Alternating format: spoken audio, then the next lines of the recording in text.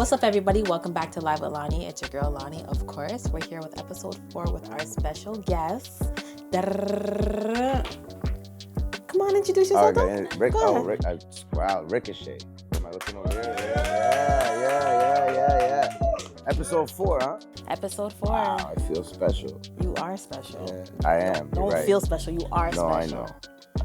All right, guys. So as I said, and as he said, this is episode 4, and we just want to make this all about him. So make sure you guys tune in to this episode. Yes, sir.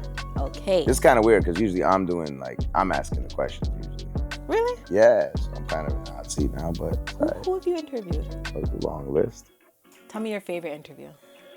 Favorite interview? Probably French.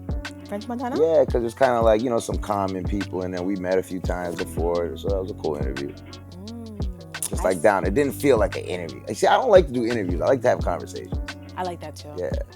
But anyways. Honestly, I didn't meet French. I saw French. You were shopping for that chain? Johnny Dang.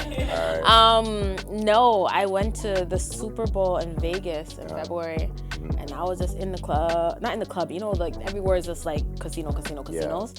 And I was just drinking. I was walking with my littlest skirt dress, because Vegas, you just gotta wear the little tiny itty bitty thing. Exactly. Thing was thangin'. It was thangin'. Okay. So I was wearing my thing that was thangin', and I was holding my cup, and I was like, who is this guy? So I'm like, that's French. I'm like, girl, that's French Montana. And I was like, all right, be cool. Well, at least you weren't being too cool. I was being so cool. It's okay. I was being It doesn't really sound like it, but I'm playing. It's okay to fan out at times. We don't tend to do, we don't like, what the problem is? Sometimes when we're in this business, we tend to try our hardest not to do that. And it's okay to do that. It's okay to be a fan of somebody. You know what it is? I was just drunk and he caught me off guard. I don't know if I want to hear the rest of the story. I think it was like 3 a.m. Yeah, definitely want to hear the rest of the Exactly. Anyways, let's get back to you. But yeah, that was my favorite. All right. I think Soulja Boy was kind of funny too. Because he's just gonna embellish everything. Literally. Yeah. I might. You know what? Let's top 3. Name one more. Soulja Boy, French, and Belly, because he's the homie. We love like Belly. Talking to friends. I think we spoke on him earlier. Shout out to you, Belly. There might be some more that I'm not remembering at the moment, but yeah. Okay. So speaking of Belly, how tapped into the Toronto scene are you? How tapped into the Toronto scene? Let's go deep. Damn. Shit. I get pretty tapped in, I would assume. I would hope so. Speak on it. Let them know. I'm not trying to age myself or anything, but I've been doing this a hella long time. And like my motto from the very jump is if you're not repping for your city, like Toronto is always a place. If we go back 20 years or whatever, everybody was scared. Because let's be honest, 20 years ago, we weren't the shit. We didn't have the hottest artists. You know what I mean? We weren't, our chest wasn't out there. You know what I mean? So not a lot of guys were breaking records. Like, for instance, I could think about Drake and Paige, I'm Still Fly. Huge record. Not a lot of DJs wanted to put themselves out there and break those kind of records. Even ghetto concept records or whatever it was. Like, they would get played on Rap City, on Much Music or whatever. But, maybe community radio, but that shit wasn't busting in the club. And somebody got to do it. And if you got the confidence, you could kind of make anything pop. And, put a bottle of tequila in front of me. I got all kinds of confidence. So, noted. Ricochet loves tequila. Yeah. So, I think that's always been the motto, and the goal is to mix in wherever I go, whether it be halfway across the world or in Vancouver, or because you got to remember, prior to social media, they didn't know what the fuck was going on that side of the country. So wherever we went, whether it be the Bahamas, the States, it's kind of always the goal to put Toronto on the map. And how else do you do that but repping for the artists in the city? So that's always been something that kind of was very important to me. And fast forward all these years later, it kind of still is. That goes with the radio and everything else. And that's pretty dope. And I love that you've been doing that for so much years, and you stay strong to your core about that. Yeah, you never switched. Nah, why switch? Like, I'm not, like, shit's popping now, so I'm not gonna be like, all right, see you later. I put in the groundwork, you know what I mean? I put in some of the groundwork to make it happen. Yes. Like, I was there with some of your favorite artists in the beginning, and to see that growth with some of them was kind of dope. Yes, that's so dope. So with that being said, is there a few artists that you have your eye on, like women, men, that you want to just name, give them a little shout out, you know, give them that little boost? Well, you know, I was telling the man in Burner Bands has always been like somebody who always got a crazy flow. In my opinion, deserves more flowers, maybe a little underrated. Obviously, Pressa. Shout out Pressa. There's a lot of folks that come to mind. I'm always still a fan of Killy, like everybody you're hearing. Go Killy. There's some people that are still on my radar that are up and coming. This girl Madara, she got a little vibe going on. Hoping to see more from her.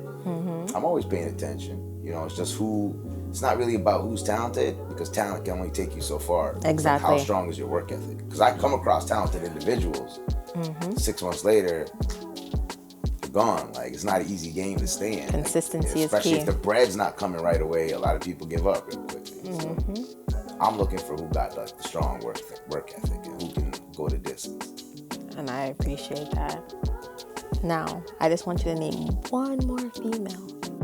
One more female, man. You're funny. You know, I'm a girl talent. Well, y'all put me on the Ray Moon, so like, you know what I mean? Ooh. That's not Toronto, but there's that Toronto connection there. Right there. So when y'all brought me in the studio, I was super impressed. You know what I mean? I was talking to Ante about it too. I was like, yo, she definitely got something going on. Like I see the vision. I see what y'all are doing. So I'm gonna throw that one in there.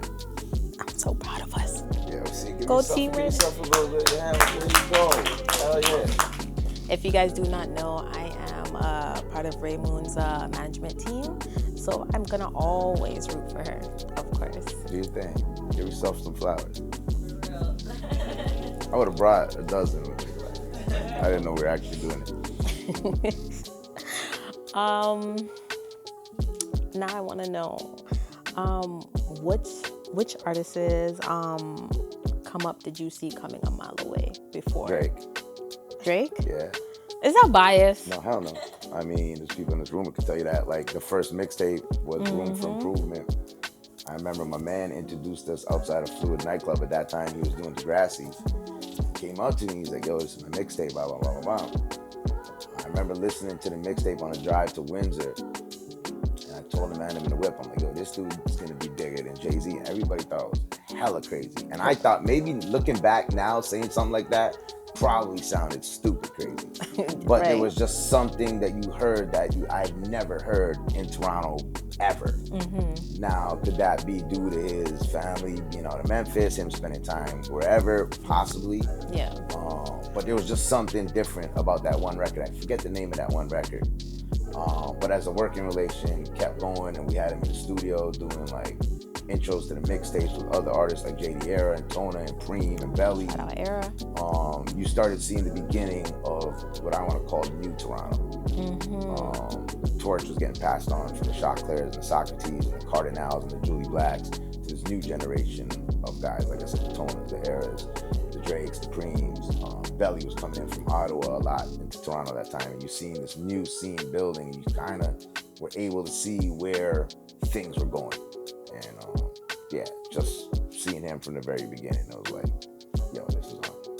Very similar situation to The Weeknd as well. Like, I remember being in Belly's house, and he walked in, and House of Balloons was playing before it actually released, and like, you just knew right away, like, yo, this is crazy. Honestly. And then to see both of those careers roll out, like, by far two of the biggest artists in the world, right? Oh. Yeah. So. And shout out to Drake and The Weeknd.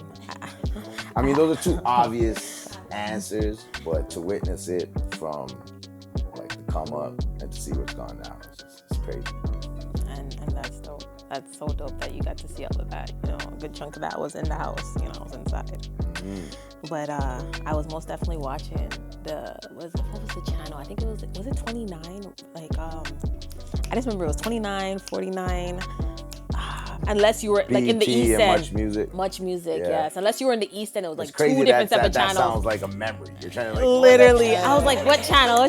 Much music when they used to play music videos. I know. Aging myself much, right? It's alright. It's okay. I'll be brushing the beard sometimes. Cool. Anyway, let's talk about tour.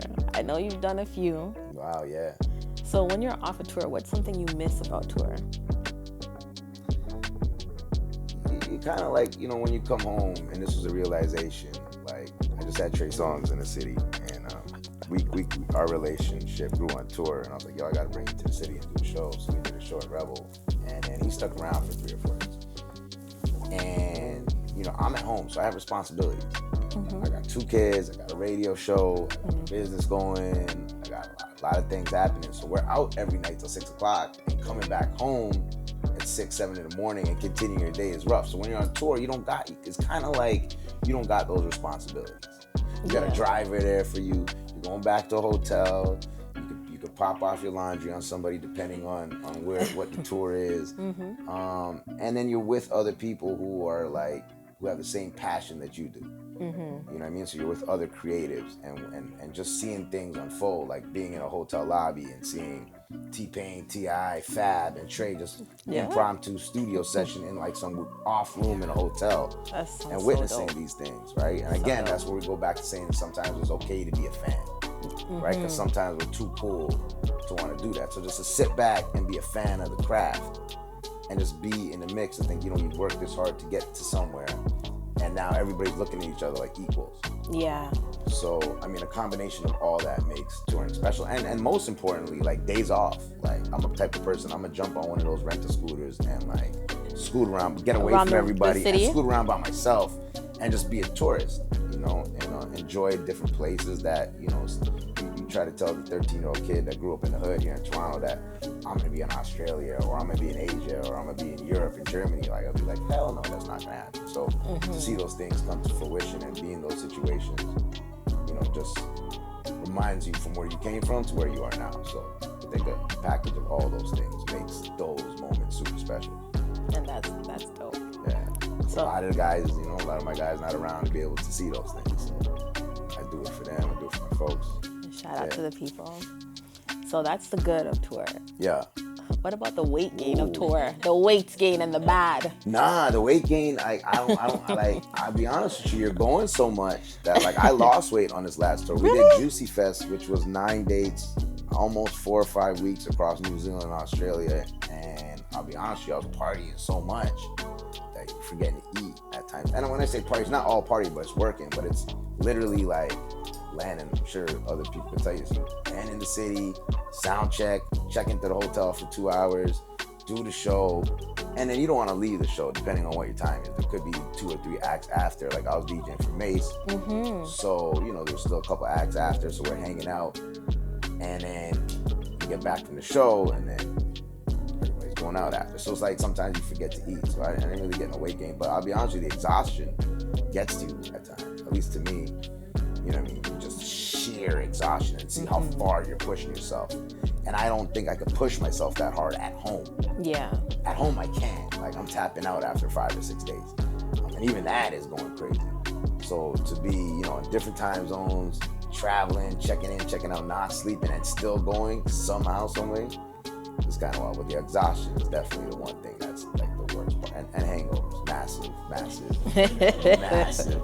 Like, it sucks to have a massive hangover and be in front of 10,000 people and still do what you got to do, but somehow, some way, the adrenaline comes through, and then for that half an hour, you just kind of make it work.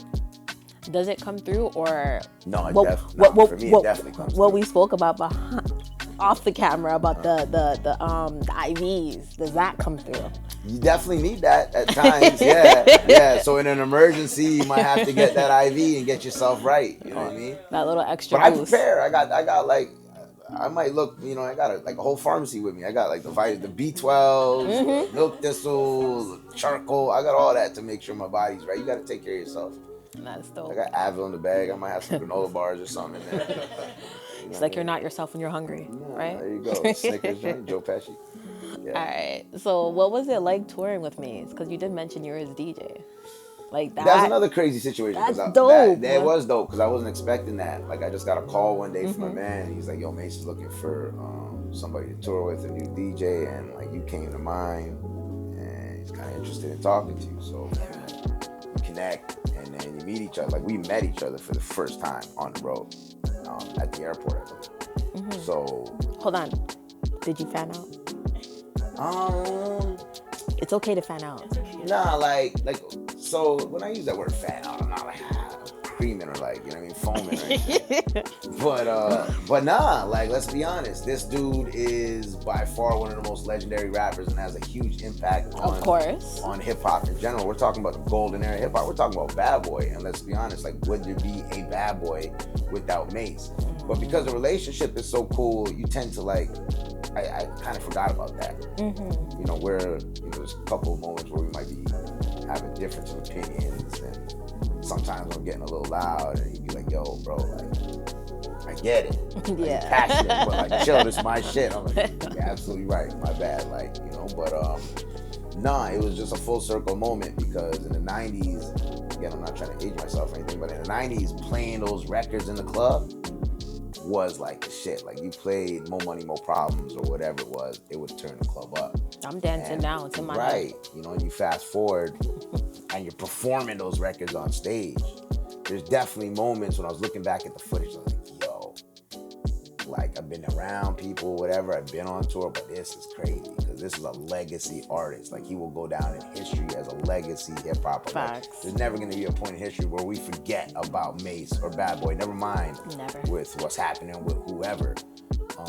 And it's interesting because he had told me he took himself out of the situation because of the weird shit. Yeah, he did. And that takes a lot. So you got to respect that. And he's just, he's a little bit different from all the other artists. And I don't really want to talk a man's business or whatever, but he is definitely a spiritual person. So he's not getting caught up in all the rah-rah. Mm-hmm. He shows his humanity. Yeah, like he's there to do the job.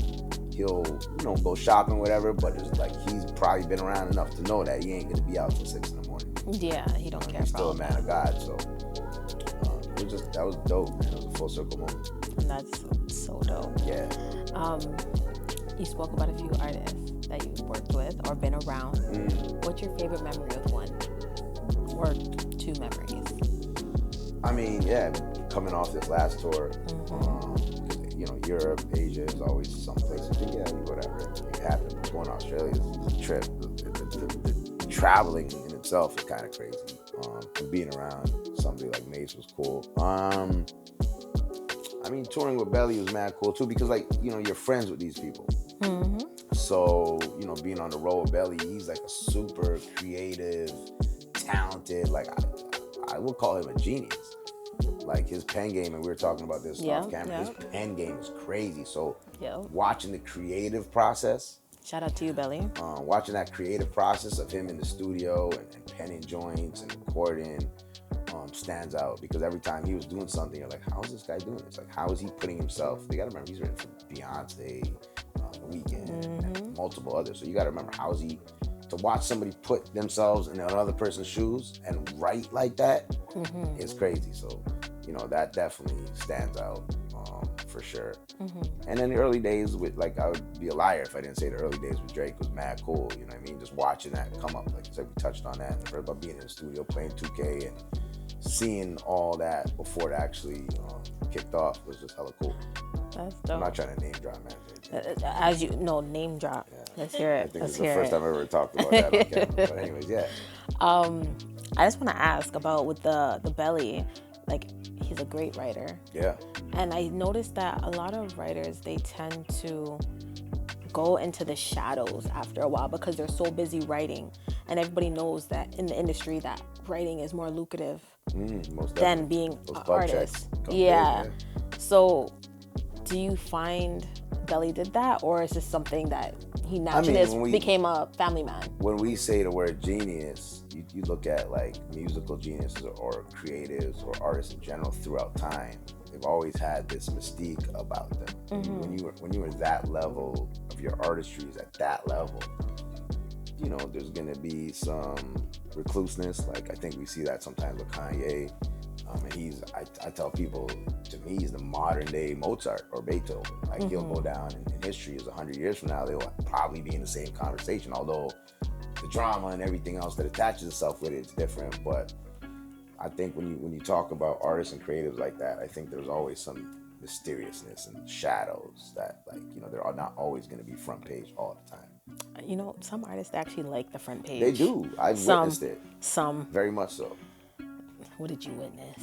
I'm not gonna go on the record for that. You don't need to drop a name. No, but I witnessed some crazy. No exclusives today, I witnessed guys. guys still wanting to be. What trips me out is still wanting to be a gangster. It's kind of crazy to me. In the industry? Yeah, hell yeah. I mean, that goes crazy. without saying, but like, there's definitely guys out there, and a few from the other side of the border that's like, it trips me out that you made it this far, but you're willing to throw it all the way for some bullshit. Right. So that's kind of crazy, and I guess that's an example of guys still kind of not knowing how to push the brakes or accept what blessings have come to them. They're not ready for that radio life. No. They definitely are, bro. You know. They're not. But speaking of the radio, do you believe Canadian radio stations should play more Canadian artists or keep it more diverse? Canadian radio sucks. I'm gonna be listen, let me rephrase. But I agree. That's gonna be the hot take, right? That's gonna be the one that gets cut up. Let me rephrase this. For black music, Canadian radio sucks. Yeah, it does. If you think about it, you know, there's only really, if I'm about to say, one station in the whole country that actively plays hip-hop music. There's another station that plays all genres of black music. But because of their license, they're limited on how much hip-hop they can play. Think about that. We're talking about a population of 35, 40 million, 45 million people. We're talking about hip-hop being the most popular genre in the world now. Yeah. For a while. But still, the people who are sitting on the top floor at these tables still will not accept it and still will do everything to fight tooth and nail to not give in. Like, I've been in music meetings where some dude is like telling me Lil Nas X is the end all and be all of hip hop, and I'm on radio playing this, sitting in that console listening to this. I'm just turning this shit down. I'm like, I can't do this thing. So much so that it makes you hate your job.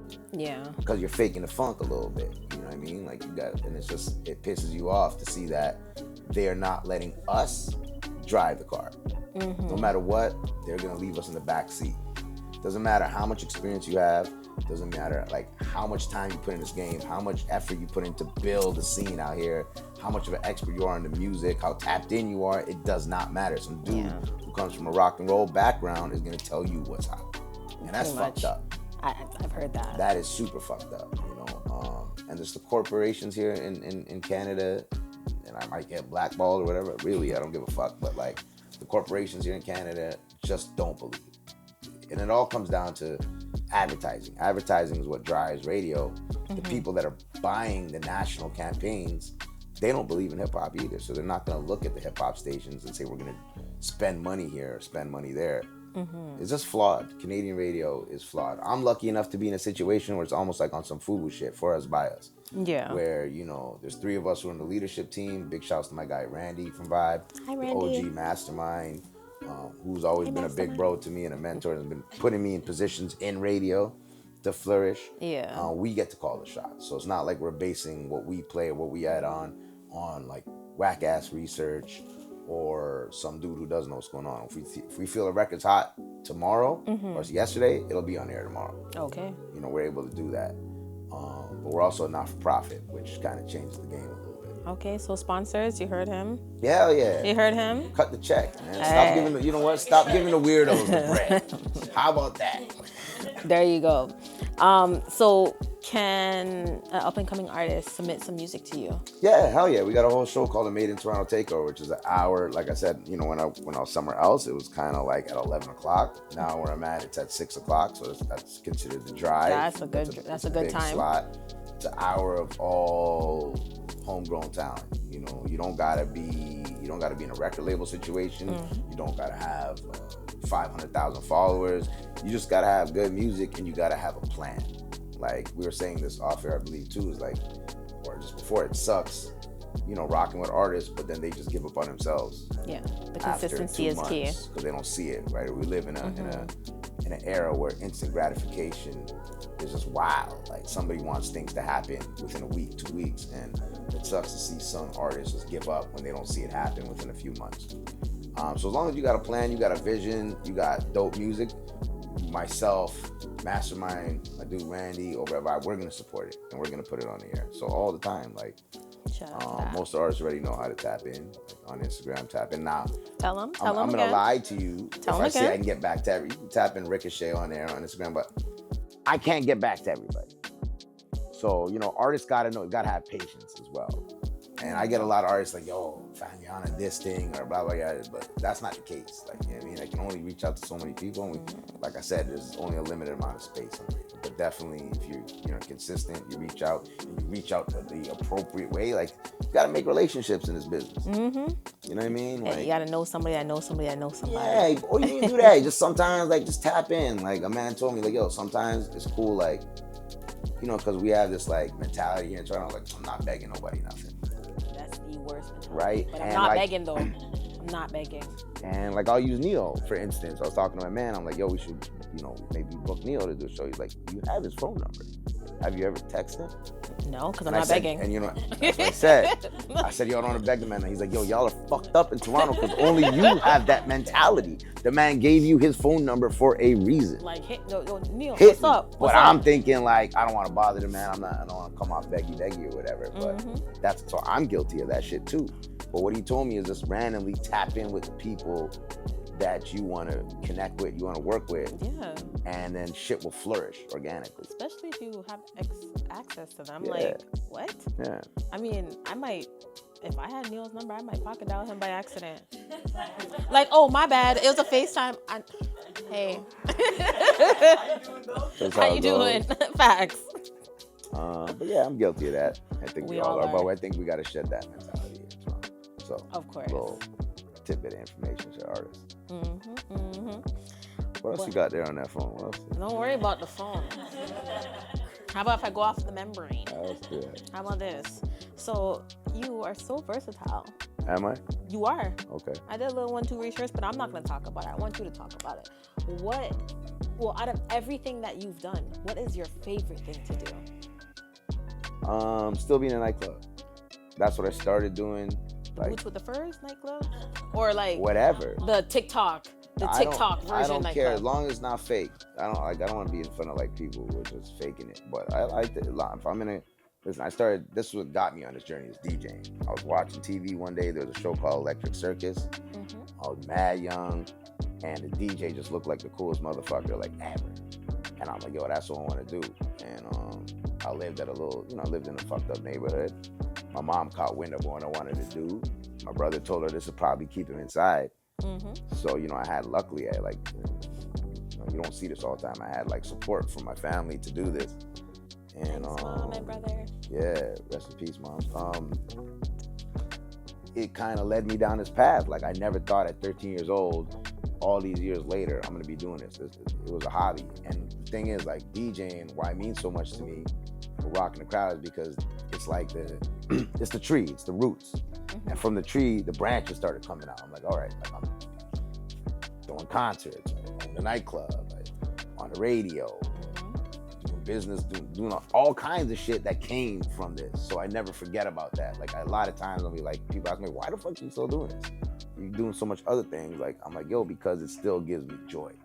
There's nothing like, providing a vibe for people, and these people, who knows what somebody's going through. Could be mad, stressed out, got bills coming out their ass, could shit going on at home. But they get into that situation where music kind of cures everything. Mm-hmm. So if you're able to take people away from their problems for 3-4 hours a night and provide them with that vibe, that's the most gratifying shit ever, at least to me.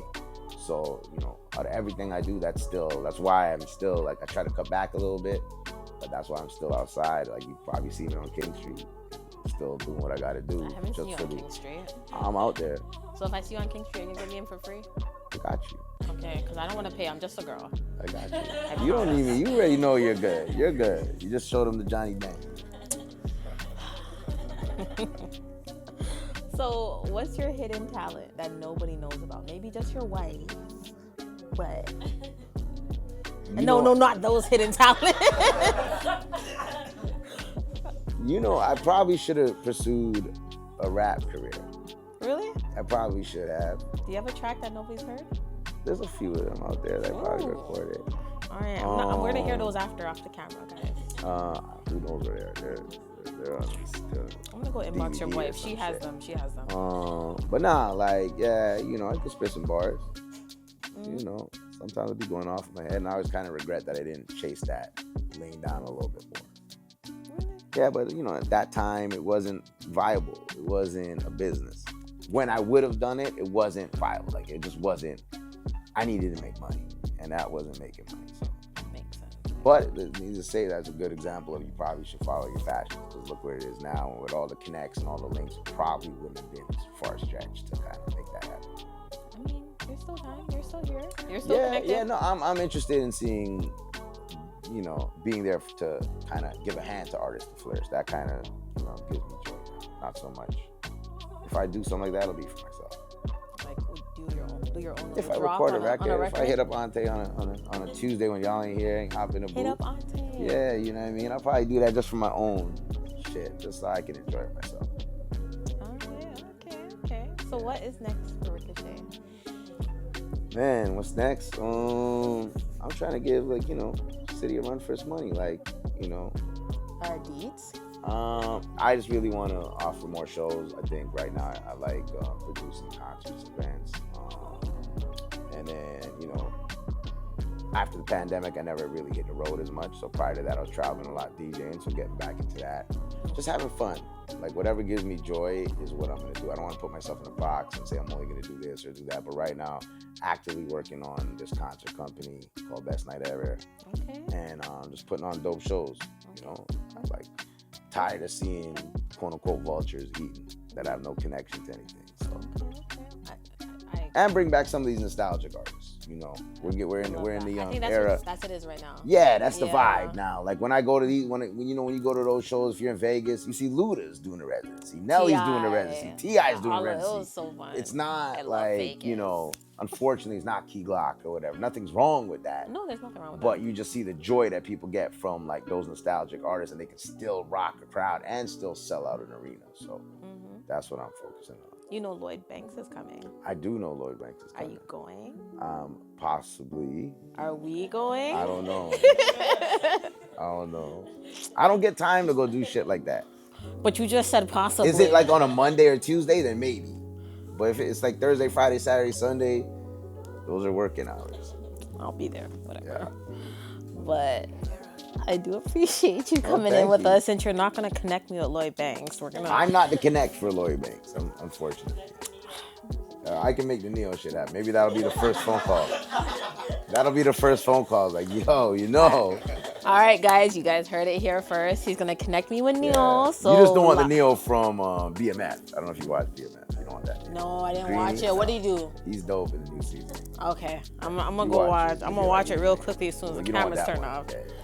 But what's the final question? You got like a reoccurring question you ask everybody? Yes, I have a question, not camera. I have a question that I like to ask. What's up? I want to give you a little background on it. Okay. So I have older siblings. I'm the youngest.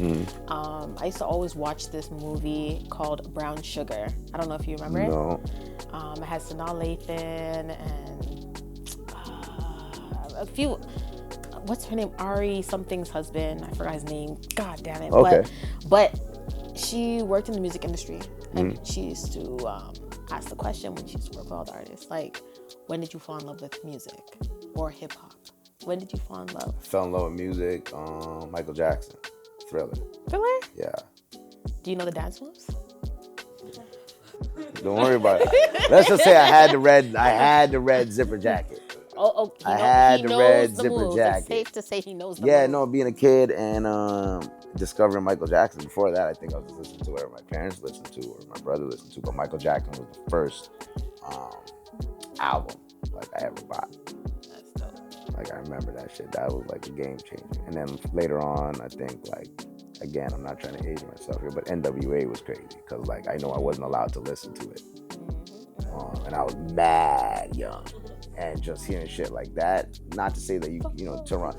Yeah, not to say Toronto was like that, but growing up seeing fucked up shit in my neighborhood, it was like, this is the first time I'm hearing somebody kind of like, you know, somewhat relatable, because there's no way that South Central LA is relatable to Toronto. But, you know, some of the police brutality and all the bullshit and the dope dealers and everything, like, it was kind of like, yo, I can see this. I kind of see it around me a little bit. So that kind of led me down the path of hip hop.